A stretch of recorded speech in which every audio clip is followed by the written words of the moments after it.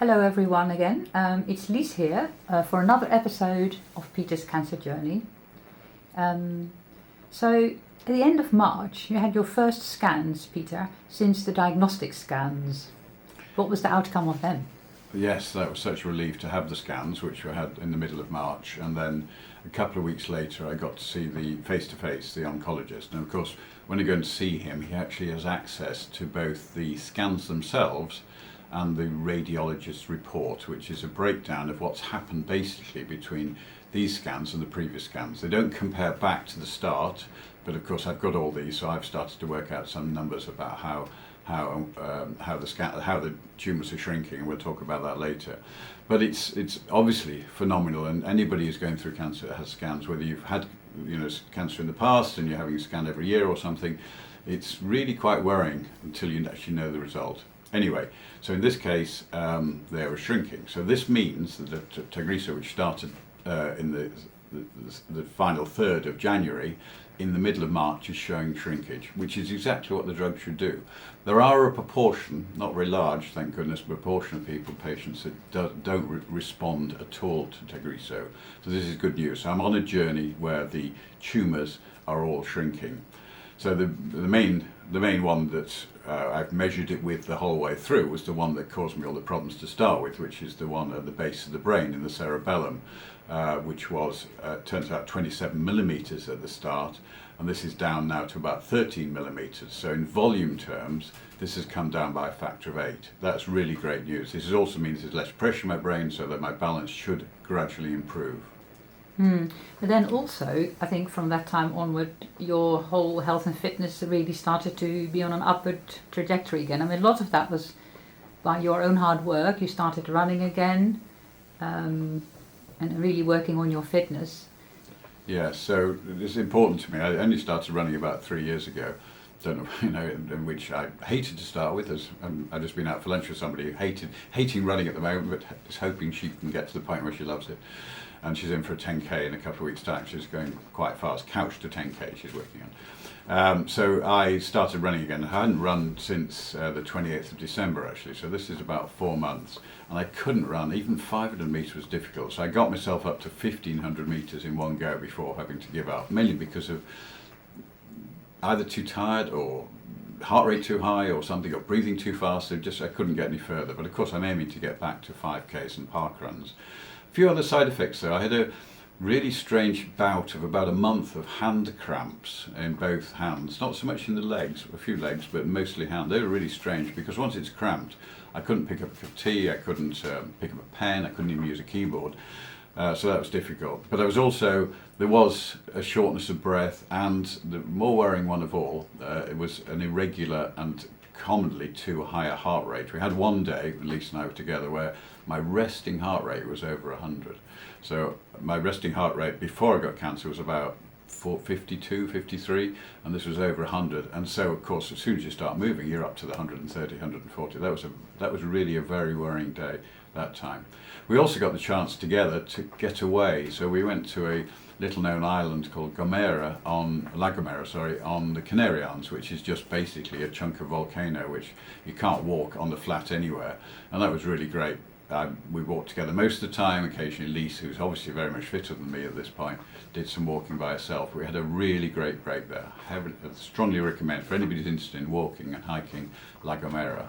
Yeah, we did, and you actually did incredibly well, considering where the stuff we had got through in the last few months.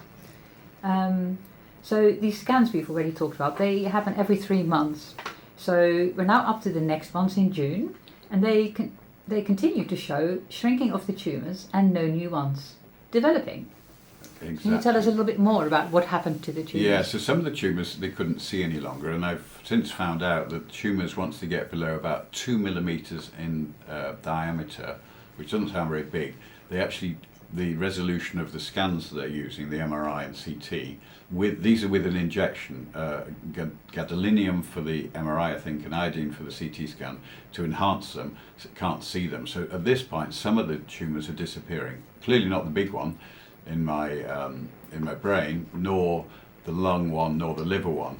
But the brain one's come down by another factor of 2.5. So it came down by 2 before, so it's in volume terms is about 20 times smaller than it when it started.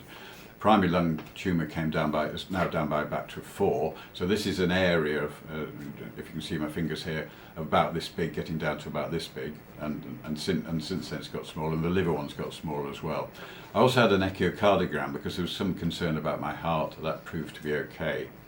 And one more thing I did then was, again, we'll talk about this some other time. There's a book called How to Starve Cancer, isn't it, Lise? Yes, that's yeah. right.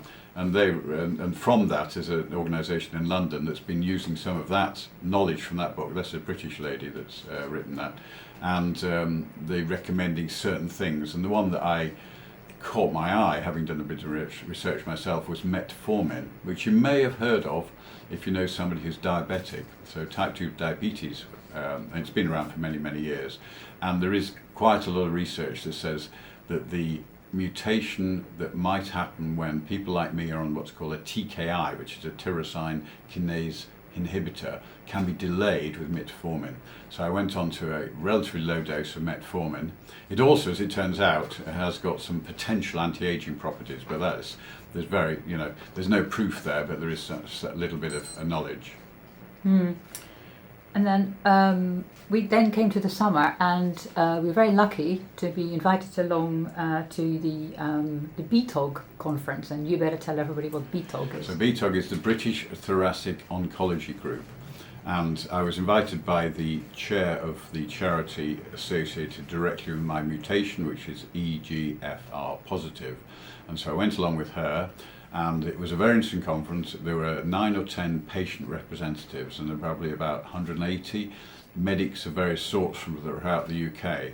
And there were a number of, obviously, sections and a number of talks. It was a single hall everybody was in. There weren't any parallel streams, and there was a little demonstration area for things that can help the cancer community. Really interesting. Some of it was really deeply technical, and I couldn't cope with that, and some of the course was non-technical, things like screening of for lung cancer in the future, which is gradually being trialled in various areas of the UK, and it's being rolled out. Of course, because I was a never smoker, I've never smoked, I would never have been caught by that screening anyway. Anyway, some of the figures I saw obviously were quite worrying. Progression-free survival is a term that's used, and with graphs where you know that you're somewhere on that graph, obviously you don't know where you're on that graph, and you won't know that until things go wrong, and survival obviously means, the end of survival means you're dead.